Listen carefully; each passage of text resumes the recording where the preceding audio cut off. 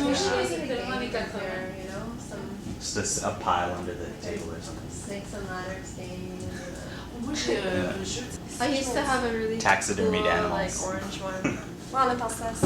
But so you get to have like an ashtray here. For me, je commençais tout de suite avec les costumes, tout de suite avec le décor. And even though it's evolved and changed and morphed, this is so pertinent to the development of the work. I think, well, it is decor, but it's also just, for me, it's, I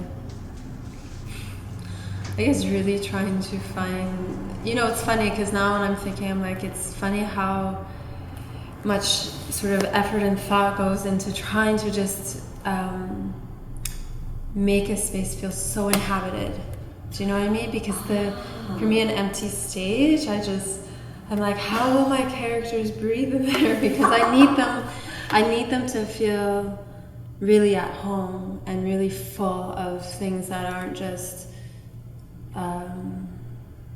you know, one or two pieces that are symbolic, but that it's really like bringing their livelihood, so whatever that means to the characters in the space. So it's not about chaos, it's about fullness and filling the space. Yeah, I do realize that in our project's description we used a chaotic landscape, and at one point it was a lot more chaotic, like early on in process when we were first working.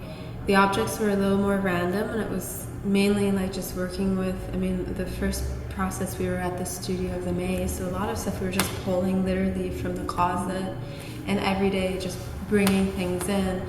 And it was less about creating a definitive what do these things symbolize. It was, how are these things going to help in the discovery of who these characters are and how they live and breathe and interact with textures and smells, and do they play into these characters' concrete world or part of their imagination or psychosis, and how do they become...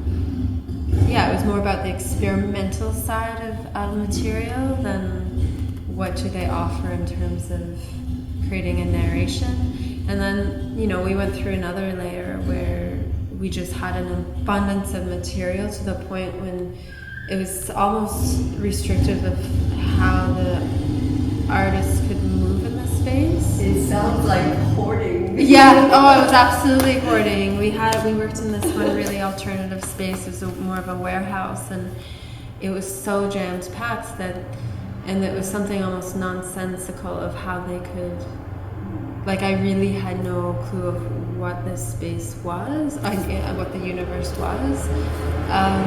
But it informed, I think, a lot of their development of character and need and desire for